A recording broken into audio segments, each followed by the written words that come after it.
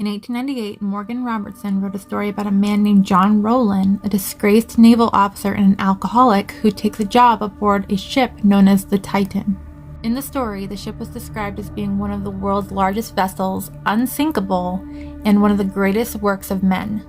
But the story later takes a turn when the Titan strikes an iceberg on its journey, causing it to sink to the bottom of the ocean. And because there weren't enough lifeboats or survival equipment, many lives were lost at sea. Does this story sound familiar?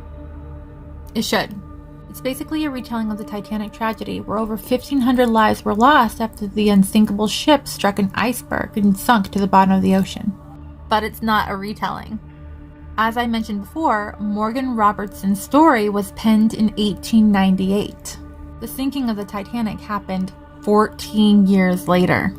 But the similarities between the story Robertson wrote and the actual event don't stop there.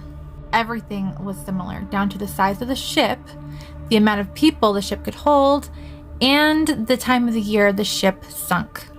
When Morgan Robertson was addressed about his prediction, he claimed that it was less a prophecy and more just extensive knowledge of the inner workings of ships. But the similarities are just too uncanny to ignore.